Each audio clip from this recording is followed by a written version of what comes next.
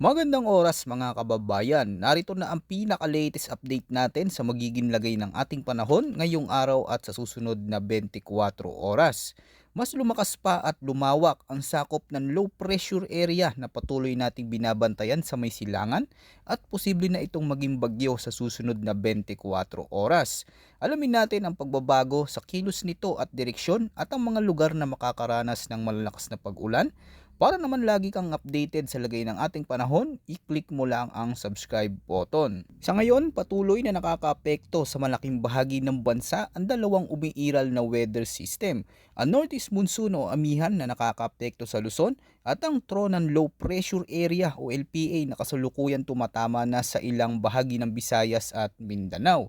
Sa pinakabagong datos, huling namataan ang low pressure area na may layo na lamang na 1,350 kilometers sa east of Eastern Visayas na may high chance na maging bagyo sa susunod na 24 oras.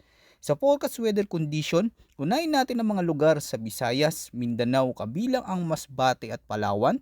Dito inaasahan ng maulap na kalangitan na may kalat-kalat na pag-ulan, pagulog at pagkidlat. Dulot ito ng ng low pressure area na nagdadala ng mas maraming moisture sa atmosfera. Dahil dito, may posibilidad ng katamtaman hanggang sa malalakas na pag-ulan sa ilang lugar na maaaring magdulot ng biglaang pagbaha o flash floods lalo na sa mga mababang lugar at pagguho ng lupa o landslide sa mga bulubunduking bahagi.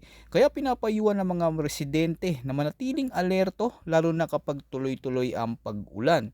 Samantala dito naman sa Cagayan Valley, Cordillera Administrative Region, Aurora, gayon din sa Quezon at sa nalalabing bahagi ng Bicol Region, makakaranas ng maulap na kalangitan na may paminsan-minsang pag-ulan. Ito ay dulot ng patuloy na pag-iral ng Northeast Monsoon o amihan. Sa ngayon, wala namang inaasahang malaking epekto, ngunit maaaring magdulot ito ng mas malamig na panahon at bahagyang basa ng mga kalsada sa ilang lugar. Para naman sa mga residente sa Metro Manila at sa natitirang bahagi ng Luzon, inaasahan naman ang bahagyang maulap hanggang sa maulap na kalangitan na may isolated o panakanakang pag-ulan lalo na pagsapit ng hapon o gabi dahil pa rin sa amihan. Sa pangkalahatan, wala namang inaasahang malaking epekto, ngunit posibleng makaranas ng panandaliang malakas na pag-ulan.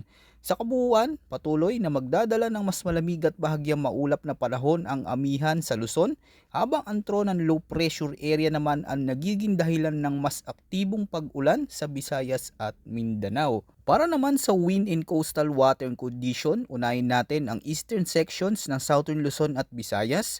Sa mga lugar na ito, inaasahan ng moderate to strong winds na nagmumula sa northeast.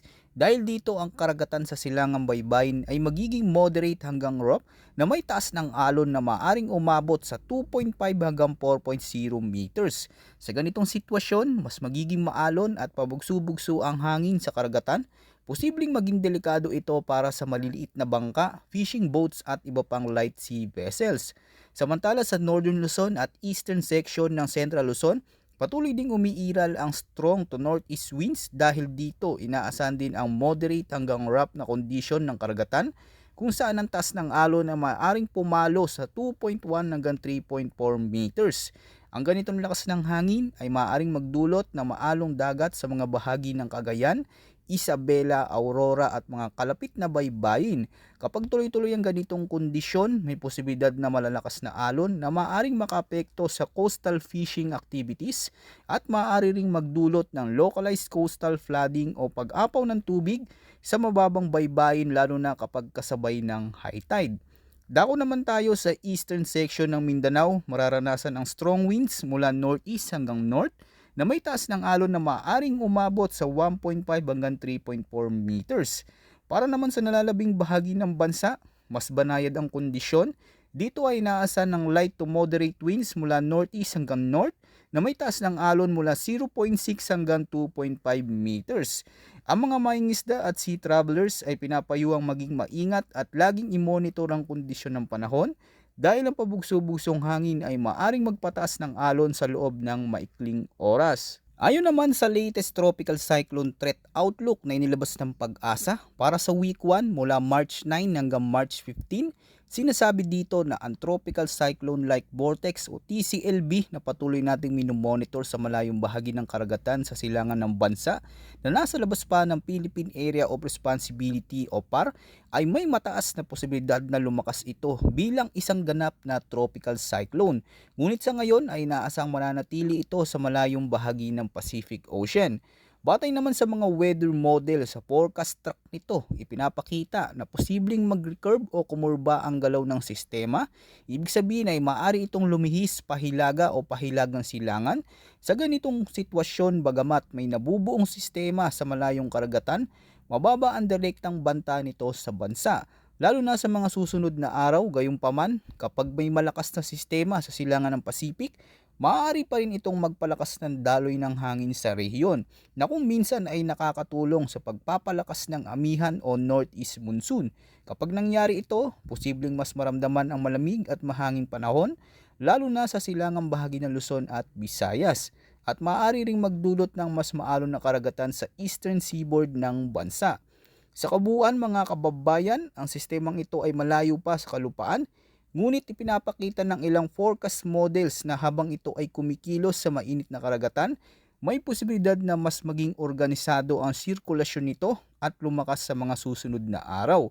Kapag nangyari ito, kahit na hindi pa ito direktang papasok sa ating bansa, maaari pa rin itong palakasin ang daloy ng hanging nagmumula sa silangan. Kapag lumakas ang easterlies dahil sa presensya ng LPA na ito, ang mga lugar na nakaharap sa silangang bahagi ng bansa, kabilang ang Eastern Luzon, Bicol Region, Eastern Visayas at ilang bahagi ng silangan ng Mindanao, ay maaaring makaranas ng pagdami ng ulap at mas madalas na mga pag-ulan. Sa ganitong sitwasyon, ang mga pag-ulan ay maaaring magdulot ng panakan-nakan thunderstorms at sa ilang pagkakataon ay posibleng magdala ng moderate hanggang malalakas na buhos ng ulan, lalo na sa mga lugar na malapit sa baybayin at sa mga kabundukan na nakaharap sa silangan. Kapag nagpatuloy ang ganitong pattern ng panahon, hindi rin natin inaalis ang posibilidad ng localized flooding o biglaang pagtaas ng tubig sa mababang lugar, pati na rin ang pagguho ng lupa sa mga landslide-prone areas kung magiging tuloy-tuloy ang ulan. Bukod dito, dahil ang sistemang ito ay nasa karagatan, maaari rin itong bahagyang palakasin ang hangin at magpaalon sa silangang baybayin ng bansa. Kaya pinapayuhan ng ating mga mangingisda at maliliit na sasakyang pandagat na manatiling mag-ingat sa paglalayag. Dahil dito mga kababayan, manatiling nakamonitor sa ating channel para sa pinakabagong update ukol sa magiging lagay ng ating panahon at huwag kalimutang mag-ingat mga kababayan.